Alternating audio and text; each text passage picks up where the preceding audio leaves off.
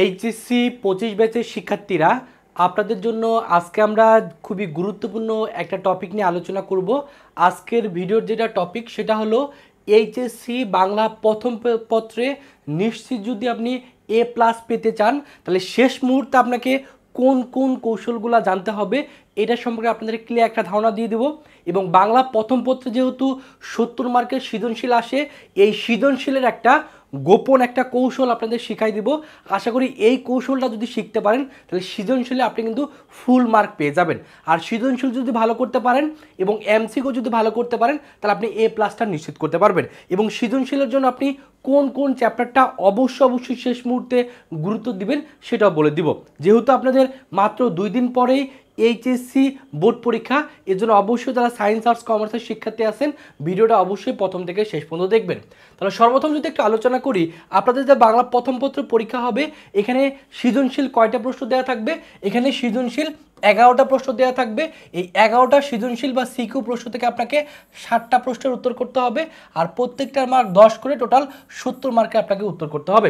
এবং এই যে 60টা প্রশ্নের উত্তর করতে হবে তার ভিতরে আপনার মেনলি গদ্য থেকে 4টা প্রশ্ন দেওয়া থাকবে সিকিউ প্রশ্ন, সেখান থেকে 2টা প্রশ্নের উত্তর আপনাকে ন্যূনতম করতে হবে। এখন এই যে গদ্য আছে আমাদের, এই গদ্যের ভিতরে কোনগুলোকে আমরা সবচেয়ে বেশি গুরুত্ব দিব বা কোন কোন গদ্য থেকে এবছরে প্রশ্ন আসার সম্ভাবনা সবচেয়ে বেশি, এর ভিতরে সবচেয়ে বেশি ইম্পর্টেন্ট হলো অপরিচিতা। এই অপরিচিতা গল্পটা আপনারা অবশ্যই গুরুত্ব দিবেন। আপনি যে বোর্ডের শিক্ষার্থী হন না কেন অপরিচিতাটা অবশ্যই পড়বেন। এবং অপরিচিতার ক্ষেত্রে মেন যেটা ইম্পর্টেন্ট সেটা হলো অপরিচিতার গল্পের মূল বিষয়বস্তুটা কি এটা অবশ্যই আপনাকে জানতে হবে। কারণ এই অপরিচিতা গল্প থেকে যখন সিকিউ প্রশ্ন আসবে তখন গ এবং ঘ নাম্বারে যেহেতু টোটাল 7 মার্কের প্রশ্ন আসে, এই 7 মার্কের প্রশ্নের ম্যাক্সিমাম সময় কিন্তু অপরিচিতা গল্পের মূল বিষয়বস্তুর উপর ভিত্তি করে মেনলি প্রশ্নটা হয়ে থাকে। এজন্য অপরিচিতা গল্পের মূল বিষয়বস্তু কি সেটা অবশ্যই মুখস্থ করবেন। এই অপরিচিতা গল্পের মূল বিষয়বস্তু হলো যৌতুক প্রথার বিরুদ্ধে সম্মিলিত প্রতিরোধ।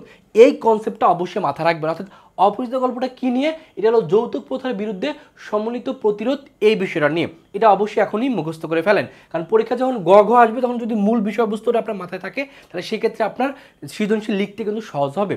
তারপর যেটা সবচেয়ে বেশি গুরুত্ব দেবেন সেটা হলো এই বিলাসী। এই বিলাসী থেকে কিন্তু প্রত্যেকটা বোর্ডের জন্য এই বিলাসী এই গদ্যটা খুবই ইম্পর্টেন্ট। এই বিলাসীর ক্ষেত্রেও মূল বিষয়বস্তু যেটা সেটা হলো মানব প্রেমের অপূর্ব মহিমা বা তৎকালীন রক্ষণশীল হিন্দু কুসংস্কার শূন্য সমাজের বাস্তব চিত্র। এই যে লাইনটা আছে এই লাইনটা অবশ্যই মনে রাখবেন, কারণ বিলাসী থেকে প্রশ্ন আসলে যদি এই লাইনটা আপনি মাথায় রাখতে পারেন তাহলে সেক্ষেত্রে আপনার সৃজনশীল প্রশ্ন লিখতে কিন্তু সুবিধা হবে। তারপর আমার পথ, এই আমার পথটাও খুবই ইম্পর্টেন্ট। আমার পথটা হলো মূল বিষয়বস্তু হলো সত্যকে ধারণ করা। তারপর হলো রেইনকোট, এই রেইনকোটটা খুবই ইম্পর্টেন্ট। রেইনকোটের ক্ষেত্রে যেটা মনে রাখবেন, এই রেইনকোটটা হলো মুক্তিযুদ্ধ এবং পাকিস্তানির দখলদারিত্ব নিয়ে মিললি এই রেইনকোট গল্পটা, রেইনকোট গল্পের মূল বিষয়বস্তু হলো মুক্তিযুদ্ধ এবং পাকিস্তানের দখলদারিত্ব। তাহলে এই 4টা অবশ্যই এর মূল বিষয়বস্তুগুলো মনে রাখবেন। আর অন্যান্য যেগুলো আছে সেগুলোর মূল বিষয়বস্তুগুলো এখানে তুলে ধরা হয়েছে, এই মূল বিষয়বস্তুগুলো পড়ে যাবেন। তবে এই 4টা অবশ্যই গুরুত্ব দিবেন। আশা করা যায় এই 4টা থেকে আপনি 4টা সৃজনশীল কমন পাবেন, সেখান থেকে আপনাকে 2টা প্রশ্নের উত্তর করতে হবে। তার মানে এই 4টা অবশ্যই পড়ে যাবেন। আশা করি এই 4টা থেকে প্রশ্ন আসলে আপনি 2টা অবশ্যই সিকিউ প্রশ্ন উত্তর করতে পারতেছেন। এরপরে আলোচনা করবো কি নিয়ে? এরপর আলোচনা করবো মিলি পদ্ম নিয়ে। তো পদ্ম থেকে টোটাল 3টা সিকিউ দেওয়া থাকে, সেখান থেকে 2টার উত্তর আপনাকে অবশ্যই করতে হবে। এখন প্রশ্ন হলো যে কোনগুলো গুরুত্বপূর্ণ। এখানে সোনাত্তরীটা খুবই ইম্পর্টেন্ট। এই সোনাত্তরীর ক্ষেত্রে আপনাকে মাথায় রাখতে হবে, সোনাত্তরী থেকে এই পদ্ম থেকে যদি কোনো ধরনের প্রশ্ন আসে সেক্ষেত্রে এর মূল বিষয়বস্তুটা মাথায় রাখতে হবে। এর মূল বিষয়বস্তু হলো জীবন দর্শন, কর্মীর চেয়ে কর্ম অধিক প্রত্যাশিত। এই মূল বিষয়বস্তুর উপর ভিত্তি করে মিললি সোনার তরী এই কবিতাটা মানে এই সৃষ্টি করা হয়েছে। তো সেক্ষেত্রে অবশ্যই সোনাত্তরীর মূল বিষয়বস্তু কি এটা এখনই একবার ভালো করে মুখস্থ করে রাখেন। তারপর হলো বিদ্রোহী, এই বিদ্রোহীটার মূল বিষয়বস্তু হলো ব্রিটিশ শাসিত পরাধীন ভারতবর্ষে ঔপনিবেশিক শাসন শোষণের বিরুদ্ধে প্রতিবাদী সত্তার প্রকাশটা হলো এই বিদ্রোহী কবিতার মাধ্যমে এটা প্রকাশ পাইছে। তাহলে বিদ্রোহী নিয়ে যদি কোনো সৃজনশীল প্রশ্ন আসে সেক্ষেত্রে যদি আপনার এই মূল বিষয়বস্তুটা মাথায় থাকে তাহলে সেক্ষেত্রে সৃজনশীল উত্তর করতে আপনার সহজ হবে। তারপর প্রতিদান, প্রতিদানটা খুবই ইম্পর্টেন্ট। প্রতিদানটা হলো ক্ষুদ্র স্বার্থকে বিসর্জন দিয়ে পরার্থপরতা বা প্রতিশোধ বা প্রতিহিংসার বিপরীতে প্রতিমেয় এক পরিবেশ সৃষ্টির আকাঙ্ক্ষাই হলো প্রতিদান কবিতার মূল বিষয়বস্তু। এই মূল বিষয়বস্তুটা অবশ্যই মনে রাখবেন, তাহলে সেই ক্ষেত্রে সৃজনশীল গ এবং ঘ উত্তর করতে আপনার সুবিধা হবে। তারপর পড়বে হলো 18 বছর বয়স। এই 18 বছর বয়সের মূল যেটা বিষয়বস্তু সেটা হলো বয়ঃসন্ধিকালের বৈশিষ্ট্য এবং অদম্য তারুণ্য শক্তি।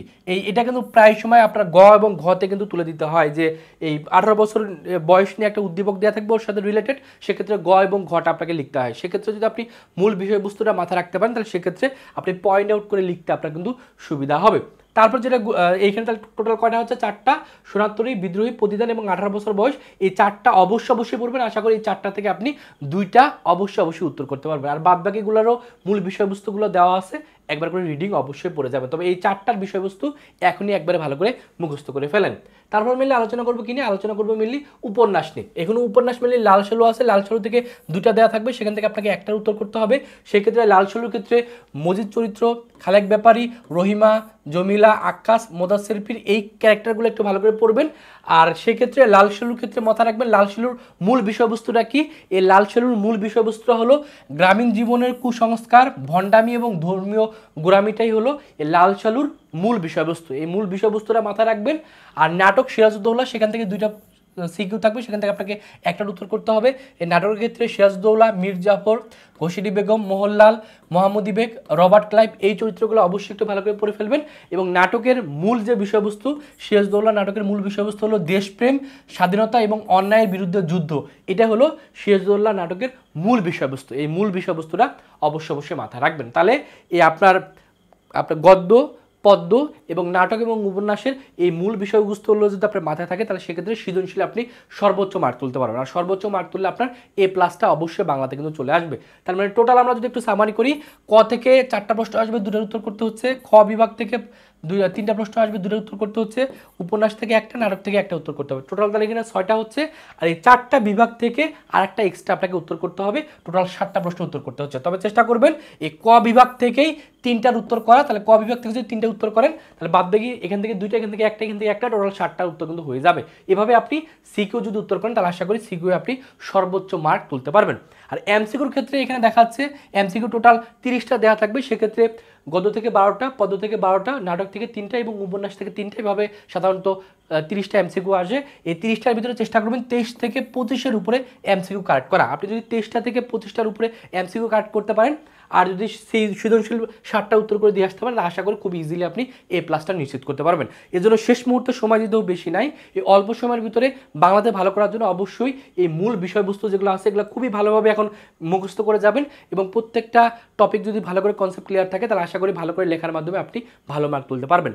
তো এই হলো মেনলি বাংলার ক্ষেত্রে, বাংলা প্রথম পত্রের ক্ষেত্রে কীভাবে আপনি এই অল্প সময়ের ভিতরে A+ নিশ্চিত করতে পারবেন তার একটা পূর্ণাঙ্গ গাইডলাইন দিয়ে দিলাম। তো ভিডিওটা আপনাদের কাছে কেমন লাগছে এটা অবশ্যই কমেন্টে জানাই দিবেন। এবং আর কোন সাবজেক্টের আপনাদের গাইডলাইন ভিডিও দরকার বা কোন সাবজেক্টের সাজেশন দরকার সেটা অবশ্যই কমেন্টে বলে দেবেন। আমরা চেষ্টা করবো আপনাদের মতামতের উপর ভিত্তি করে নতুন ভিডিও নিয়ে আপনাদের সামনে চলে আসা।